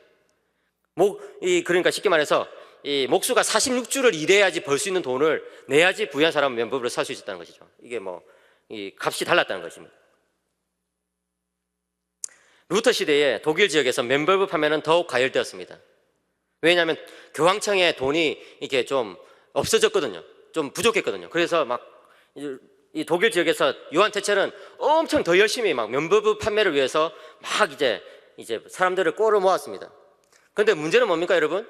중세의 사람들이 면벌부를 사기 싫어했을까요? 좋아했을까요? 싫어했던 것처럼 보이죠? 그런데 사실은 어떤 사람들은 그걸 좋아했습니다. 왜요? 천국 갈 수 있으니까. 쉽게 돈 몇 푼 내면 천국 갈 수 있으니까. 내가 하나님의 말씀을 묵상하고 하나님과 연합하여 살고 이런 것보다 돈 몇 푼 내는 게 더 쉽잖아요, 사실. 그러니까 면벌부 사기 위해서 사람들이 막 몰려들었습니다. 그런 사람들을 더 빨아당기고 더 그런 사람들부터 돈을 당겨내기 위해서 테첼은 엄청난 그런 면벌부 선전을 시작했습니다. 심지어 그는 이렇게 설교했습니다. 여러분들이 주의 어머니 마리아를 강간했다 할지라도 이 면벌부를 통해서 구원받을 수 있을 것입니다. 루터는 그런 상황을 참을 수가 없었습니다. 루터는 목회자적인 심정으로 사람들을 바라보기 시작했습니다. 세상에서 제일 아름다운 마음이 어떤 마음일까요? 다른 사람의 고통에 동참하는 목회자의 마음. 고통받는 사람을 찾아가서 그 고통을 내 것으로 감싸 안는 목회자의 마음. 그것이 바로 예수님의 마음이요 제일 아름다운 마음이 아니겠습니까? 루터는 그 목회자의 마음으로 사람들을 바라봤을 때 도무지 찾을 수가 없었습니다. 그래서 95개조 논제를 드디어 발표했던 것입니다. 그 95개조 논제의 제일 첫 번째는 이것입니다. 같이 읽겠습니다. 시작. 우리 주 예수 그리스도께서 회개하라고 하셨을 때에 이는 믿는 자의 삶 전체가 회개하는 삶이어야 함을 말씀하신 것이다. 뭡니까, 여러분? 죄의 사함은 회개를 통해서 이루어진다는 것입니다. 면벌부를 구입함으로써 제사함을 받는 것이 아니라 회개를 통해서 제사함을 얻는다는 것입니다. 회개가 무엇입니까? 하나님 앞에서 죄를 고백하는 것입니다. 낮아지는 것입니다. 심령을 찢어내는 것입니다. 그리고 나서 삶을 돌이키는 것입니다. 루터가 이 95개조 반박문을 다 걸고 나니까 로마 가톨릭이 막 난리가 났습니다. 루터를 잡아 죽이자! 이런 이야기들이 막 돌기 시작했습니다. 특별히 요한 테첼은 가만히 있지 않았습니다. 자기가 쓸 수 있는 모든 인력을 다 동원해가지고 루터를 죽이기 위해서 노력했습니다. 그때 루터는 1520년에 새 작품을 쓰게 됩니다. 독일 귀족들에게 교회의 바벨론 포로, 그리스도의 자유라는 이 작품을 연이어서 쓰게 됩니다. 이 새 작품의 중요한 특징은 사제주의를 비판하는 것입니다. 로마 가톨릭의 그 수직적인 위계 질서 구조, 교황에서부터 사제에 이르기까지 정말 엄청나게 이렇게 짜져 있는 그 위계 질서 구조, 그 안에서 제일 밑에 있는 평신도들을 억누르고 또 억누르는 그 구조를 비판하고 있습니다. 그리고 그것을 효과적으로 설명하기 위해서 만인 제사장서를 루터는 말하였습니다. 먼저 독일 귀족들에게를 보시면 여기서 루터는 세 가지 장벽을 깨뜨리고 있습니다. 첫 번째 장벽은 세속 군주보다 더 높은 교황의 지위입니다. 두 번째 장벽은 성경을 해석하는 권한이 교황에게 있다는 그런 헛소리입니다. 세 번째는 공의회를, 종교회의를 소집할 수 있는 권한이 교황에게만 있다. 그렇기 때문에 아무리 교황이 틀렸어도 종교회의를 안 열어주기 때문에 찍소리할 수 없는 그런 상황. 이것을 루터는 새 장벽이라고 말하면서 그 장벽을 무너뜨려야 된다 이렇게 이야기했습니다. 그러면서 루터는 이렇게 말하였습니다. 같이 읽겠습니다. 시작. 세례를 통하여 우리 모두는 제사장으로 임명되었다.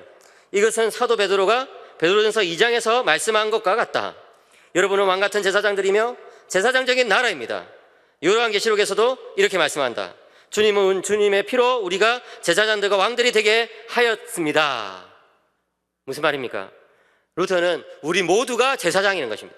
이제는 이런 어떤 영적인 것과 세속적인 것에는 차이가 없다는 것입니다.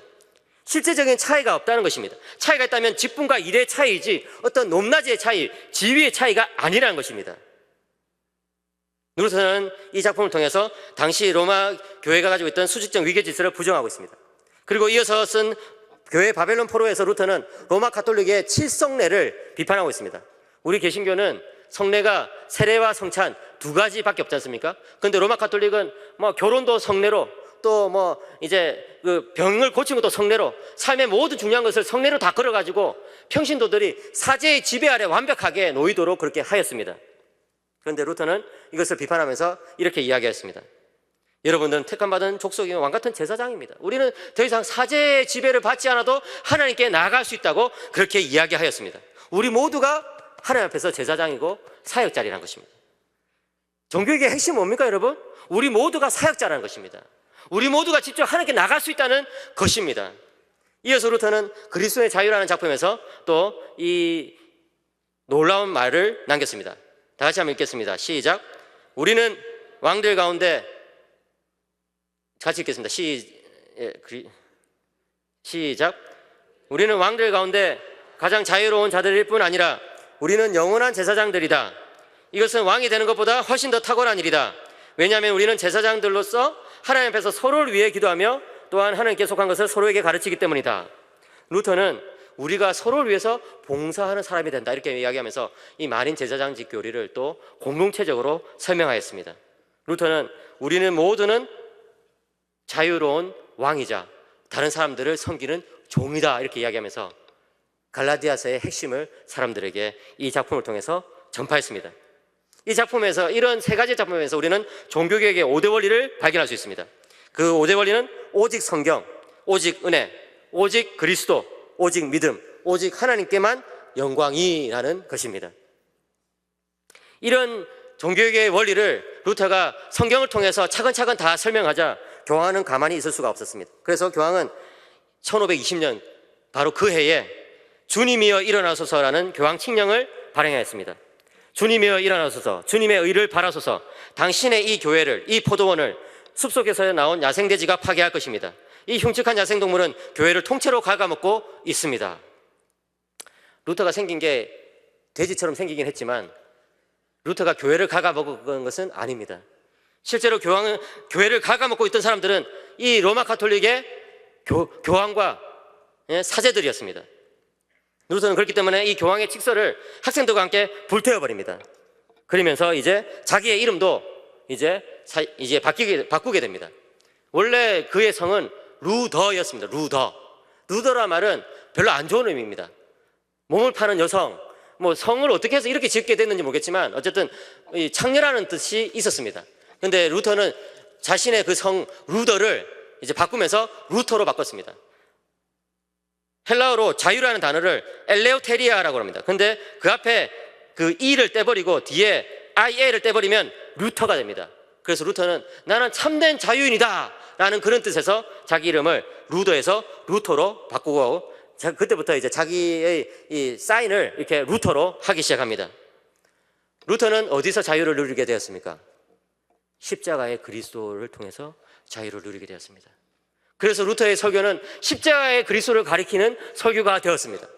여러분, 아까 그 루카스 크라나가 십자가에 가리키는 그 사람이 그 누구였습니까? 그 크라나의 그림에서 세례 요한이었죠. 루터는 세례 요한처럼 십자가의 그리스도를 계속해서 가리키는 그런 설교자가 되었습니다. 그리고 루터는 계속해서 예배를 개혁했습니다. 루터는 예배가 말씀 중심으로 변화되도록 했습니다. 그리고 성찬식이 정말 예수 그리스도와 연합하는 그런 성찬식이 되도록 그렇게 했습니다. 그리고 루터는 더 이상 기도와 찬송이 미신적이지 않도록 그렇게 바꾸었습니다. 또 루터는 신앙 고백서를 작성해서 우리가 믿는 바가 무엇인지를 정확하게 알려주게 되었습니다.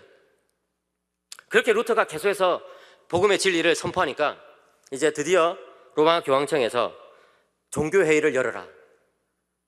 그렇게 종교회의를 안 열어주던 이 교황이 드디어 종교회의를 열어서 루터를 단죄하였습니다. 그러나 루터는 자신의 단죄하는 사람들을 향하여 이렇게 변론하였습니다. 같이 읽겠습니다. 시작.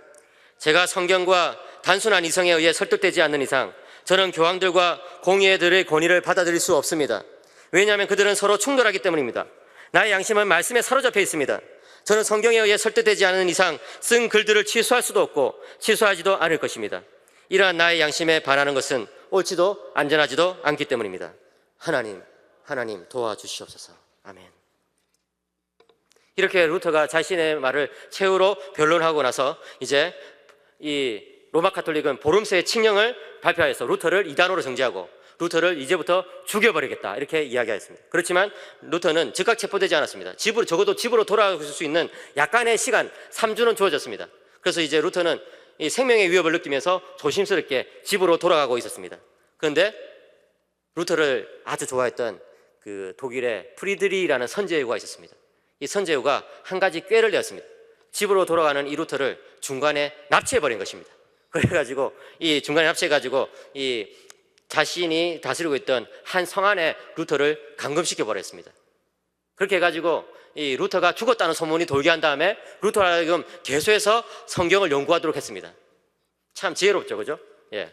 만약에 루터를 직접적으로 자기가 보호해주겠다 이렇게 이야기하면 교황으로부터 미움을 받게 되거든요. 교황이 최고 실세니까요. 그런데 이제 납치하는 식으로 해가지고 루터를 보호하게 됐던 것입니다. 이제 루터는 그 바르트부르크라는 성에서 성경을 번역하기 시작했습니다. 신약 성경을 열심히 번역했는데요. 놀랍게도 2달 반 만에 10주 만에 성경을 다 번역해 버렸습니다. 대단하죠? 헬라어에서 독일어로 성경을 다 번역해 버렸습니다. 그것이 소위 말하는 9월 성경입니다. 그해 9월에 라이프치히라는 그 독일 도시에서 무역 박람회가 있었는데 그때 이 9월 성경을 3,000부를 찍어서 판매했는데 순식간에 막 동이 나버렸습니다.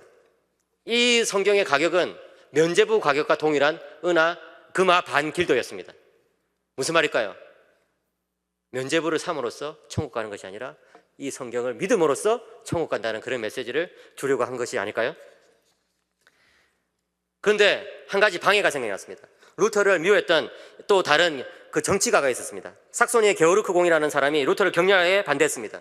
이 사람은 아까 그 보여드렸던 프리드리 선제후의 그 친척이었습니다. 그런데 이 사람은 루터를 너무 싫어하고 카톨릭으로 옹호했습니다. 그래서 자기가 다스린 지역에서 9월 성경을 판매하지 못하도록 그렇게 금지령을 내렸습니다. 그때 루터는 두왕국이라는 이론을 이제 딱 설명합니다. 이 세상에는 하나님께서 다스리는 교회와 또 법에 의해서 다스려지는 이 세상 국가가 있다는 것입니다. 그리고 이 세상 국가는 하나님께서 다스리는 교회에 어떻게 간섭할 수 없다는 것이죠. 그렇기 때문에 루터는 삭소니의 게오르크라는 이 사람을 그리스도의 암사자라고 부르면서 이 사람이 성경을 사지 말라고 금지하더라도 우리는 성경을 사서 읽어야 됩니다라고 이야기했던 것입니다. 그렇게 해가지고 정교회가 계속해서 퍼져나갔는데 한 가지 문제가 생겼습니다. 루터의 메시지를 오해했던 한 사람이 이 급진적인 종교개혁을 막 이제 퍼뜨리기 시작합니다. 이 사람은 뭐 이제 우리 모두가 다 사제니까 이제 성직자 필요 없겠구나 하면서 성직자를 막 때리고 구타하고 막 이렇게 막 똑같은 말이죠. 때리고 구타하고 시간이 없다 보니까 제가 지금 이제 말이 좀 빨라지는데, 그렇게 해가지고 막 성직자를 쫓아내고 뭐 교회당을 막 허물고 막 이렇게 했습니다. 그러니까 루터는 그게 아니다. 내가 이제 원하는 종교개혁이라는 것은 하나님의 말씀에 따라서 차근차근 바꿔가는 것이다. 이렇게 설명하면서 이제 비텐베르크를 편정했는데, 안타깝게도 비텐베르크 외에 다른 지역들은 또 루터의 메시지를 오해하기 시작했습니다. 루터는 우리 모두가 다 왕이다 이렇게 이야기를 했잖아요. 그리스도 안에서 우리 모두가 다 자유자 이렇게 이야기하니까 이제 독일의 농민들이 군주로부터 자유를 선언하면서 이제 우리는 세금 안 바칠 거다. 이제 우리는 뭐 군주도 말 안 들 거다 이러면서 막 자유를 선언하기 시작했습니다. 그래가지고 독일 전역에서 막 반란이 일어났는데 이것을 가만히 놔둬서는 안 된다고 루터는 판단을 하여서 결국 이제 반란을 진압하도록 이제 이 여러 정치가들에게 요청했습니다. 그렇게 해가지고 독일 전역에서 수많은 사람들이 죽었습니다. 무려 10만 명이나 되는 농민들이 죽음을 당하게 됐습니다. 이때 루터는 큰 어떤 충격을 받게 됐고 루터의 종교개혁이 큰 타격을 받게 되었습니다. 그렇게 해가지고 루터는 이제 자기가 이전에 말했던 그런 어떤 만인 제사장직 교리를 좀 수정해야 될 필요를 느끼게 됩니다. 그래서 루터는 이제 이때까지는 이제 그 자기가 만인 제사장직 교리, 평등 교리를 옹호하기 위해서 인용했던 이 고린도전서 14장 29절을 다르게 이제 해석하기 시작했습니다. 이전에는 둘 또는 세 사람의 예언자가 말하게 하십시오. 그리고 다른 이들은 들은 말을 신중히 생각해 보십시오. 이 메시지를 모든 사람들이 이제 다 제사장이니까 성경 해석할 수 있다 이렇게 이제 설명을 했는데, 지금 막 엉망진창으로 막 이제 그 종교개혁이 이제 펼쳐지니까 그것은 다른 예언자라는 것은 다른 크리스찬이 아니고 평신도가 아니고 다른 목사다 이런 식으로 자기의 이제 주석을 수정하기 시작했습니다. 그래서 저도 가끔씩 학교에서 교수님 지난번에 가르쳤던 거하고 좀 다르네요 이러면은 루터도 바꿨다 루터도 바꾼 적 있다 이렇게 하면서 위기를 면합니다. 이런 것을 보면은 도대체 어떤 것이 참된 루터의 가르침이냐 좀 헷갈릴 수 있겠습니다. 그렇지만 저는 둘 다 루터의 가르침이라고 생각합니다. 농민전쟁 이전의 루터의 가르침에 따라서 우리는 모든 그리스도인이 왕같은 제사장이며 또 혼자서 하나님께 나갈 수 있고 다른 일을 위해서 기도하고 봉사할 수 있다는 것을 우리는 믿어야 될 것입니다. 그리고 또 우리는 모든 직분자들과 비직분자들이 하나님 앞에서 다 동등하다, 평등하다 이것을 믿어야 될 것입니다. 또 우리는 다 각자가 서로 도와줘야 되는 그런 제사장이다 이것을 우리는 생각하면서 정말 우리의 어떤 소그룹 모임을 열심히 해야 될 것입니다. 또 우리는 신자 개인이 하나님의 말씀에 열심히 힘써야 된다. 또 기도에 열심히 힘써야 된다는 것을 우리는 배울 수가 있습니다. 그렇지만 또 농민전쟁 이후의 그 만인 제사장직 교리를 따라서 우리는 목회자를 세울 때 좀 신중해야 된다. 그 다음에 목회자를 또 안수 줄 때도 신중해야 된다. 또 목회자의 설교에 대해서 좀 우리 장로님들이나 또 부교육자들이 계속해서 점검하면서 그 설교지가 잘 전달되고 있는지 또 설교가 잘 실천되고 있는지를 점검하면서 또 목사님께 피드백을 드릴 수 있어야 된다. 그런 것들을 우리는 배울 수 있습니다. 그리고 특별히 우리는 직분자들을 세울 때에 정말 신중해야 된다. 이런 것을 배울 수가 있습니다. 그럼 직분자를 뽑는 것은요 하나님의 질서에 따라서 뽑는 것이지 세상적인 선거가 아니거든요. 그런 것들을 우리는 배울 수가 있습니다. 시간이 없지만 조금만 더 하겠습니다. 이제부터는 조금 따끈따끈한 이야기입니다. 루터의 결혼인데요. 원래 사제는 결혼을 못하게 돼 있는데 이제 루터는 이제 로마 가톨릭의 그런 잘못된 결혼에 대한 이야기가 틀렸다고 생각했기 때문에 이제 결혼을 하게 됩니다.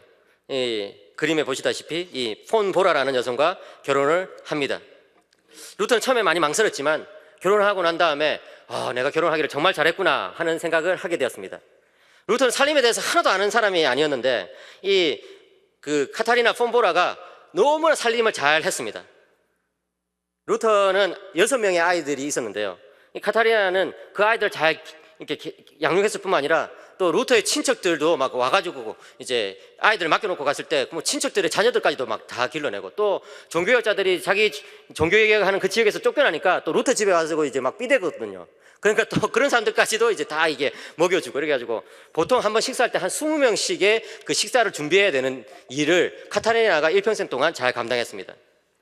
루터는 늦게야 결혼했지만 결혼이 과연 어때야 하는지를 매우 성경적으로 잘 설명해 주었습니다. 루터는 부부 사이의 신뢰관계를 아주 중요하게 생각했습니다. 루터는 창세기 강의에서 이 세상에서 부부 사이에 존재하는 마음의 일치보다 더 아름다운 것은 없다 이렇게 이야기했습니다. 하지만 루터는 가정생활이 쉽지 않다는 것을 잘 알고 있었습니다. 결혼 생활의 모든 문제들이 손쉽게 해결될 수 있다고 생각하지 않았습니다. 그는 1531년에 한 설교에서 결혼에 대해서 이렇게 아름답게 묘사하고 있습니다. 하나님의 말씀은 배우자에게 아로새겨져 있습니다. 남편이 자기 아내를 지구상의 유일한 여인으로 바라볼 때에, 그리고 아내가 자기 남편을 지구상에서 유일한 남자로 바라볼 때에 어떤 왕도 어떤 여왕도 심지어 태양 자체도 당신의 남편 또는 아내보다 더 밝게 반짝이지 아니하며 당신의 눈을 더 밝게 하지 못합니다. 그렇다면 바로 거기에서 말씀하시는 하나님을 대면하게 됩니다. 하나님은 당신에게 당신의 아내나 남편을 약속하시며 실제로 당신에게 당신의 배우자를 제공하십니다. 그래서 하나님의 이 말씀을 받아들이면 배우자가 자신에게 선물이 된다고 루터는 가르쳤습니다. 저는 올해 이제 결혼 11주년을 이제 지나고 있는데요. 결혼 생활을 이제 되돌이켜 보면 참 참을 만큼 참았다, 이렇게 생각되는 적도 한두 번은 있었습니다. 이런 이야기를 했더니 제 아내는 난 날마다 그랬습니다. 무슨 소리 하는 겁니까?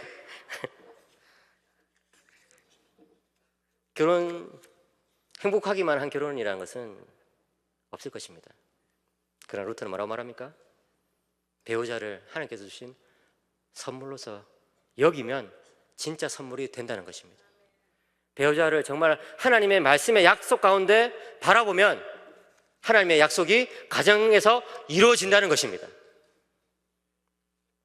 루터는 그 이후에 이제 아이들과 함께 막 찬양을 부르면서 정말 행복한 가정 생활을 했습니다. 그리고 루터는 이제 한 가지 논의를 하게 됩니다. 이 에라스무스라는 인문주의자와 인간의 의지라는 것은 도대체 뭐냐, 이런 것에 대해서 논의를 하게 됩니다. 이 인문주의자들은, 철학자들은 인간의 의지를 좀 좋게 생각하는 경향이 있었습니다. 뭔가 기대를 거는 경향이 있었습니다. 그렇지만 루터는 그게 아니라고 말했습니다. 루터는 그게 아니라 인간의 의지라는 것은, 인간의 어떤 능력이라는 것은 결국 말과 마찬가지다. 그 말에 사탄이 타면은 인간의 의지는 별것 아니다. 그러나 사탄이 내리고 예수 그리스도가 타게 되면은 그때는 인간의 의지가 아름답게 변한다, 이렇게 이야기하면서 인간의 의지의 이중적인 측면을 보여주었습니다. 1526년은 루터의 생애에서 아주 위험한 그런 해였습니다. 그런데 루터는 그런 위기를 잘 모면하면서 우리 찬송가 585장에 내주는 강한 성이여라는 찬양을 남기게 되었습니다. 그리고 루터는 계속해서 자신의 종교개혁을 이어가게 되었습니다. 그리고 1530년, 그리고 이제 루터는 1530년에 아우크스부르크라는 그 곳에서 이 루터 교회의 신조를 정말 멋지게 이렇게 만들어가지고 루터의 그런 교리가 잘 퍼져나가게 했습니다. 그래서 루터와 연대하는 사람들이 점점 더 많아지게 되었습니다. 루터는 생애 말년에 참 질병으로 많은 고생을 했다고 합니다. 그것은 당시 사람들의 일반적인 특징이었고, 특별히 주님을 위해서 일평생을 다 바쳤던 종교개혁자들의 그런 특징이었습니다. 루터는 과로와 스트레스로 결국 질병의 힘을 이기지 못하고 정복당했습니다. 그러나 루터는 죽기 전까지도 계속해서 로마 교황청을 반대하였고 성경을 강요하였습니다. 루터는 자신이 태어난 아이슬레벤으로 돌아가서 자신의 고향에서 인생을 마감하게 되었습니다. 그는 임종을 앞두고 이렇게 기도했습니다. 주님의 손에 내 영혼을 맡깁니다. 주님은 나를 구원하셨습니다. 아버지여, 주님은 신실한 하나님이십니다. 우리의 인생도 제일 마지막에 이런 고백을 할 수만 있다면 우리의 인생은 복된 인생이 될 것입니다. 함께 기도하겠습니다. 하나님 아버지, 저희들에게 주신 이 내용들을 저희들이 기억하기를 원합니다. 참으로 어렵고 힘든 시대를 저희들이 살아가고 있습니다. 한숨이 나오고 답답하고 분통 터지는 그런 일들도 생기고 있습니다. 그러나 주님, 우리의 시대가 루터의 시대보다 더 어려운 시대는 아니라는 것을 알게 됩니다. 우리의 시대보다 더 힘든 시대를 살았던 루터가 하나님 말씀 붙잡고 승리하였던 것처럼 우리도 하나님 말씀 붙잡고 개인의 영적인 삶 속에서 또 가정에서 또 사회 속에서 하나님의 뜻을 드러내므로써 하나님께 영광 돌리는 삶을 살아갈 수 있도록 우리 온 교우들을 주께서 붙들어 주시옵소서. 이 시간 함께 하신 주님을 찬양합니다. 주 예수님의 이름으로 기도드리옵나이다. 아멘.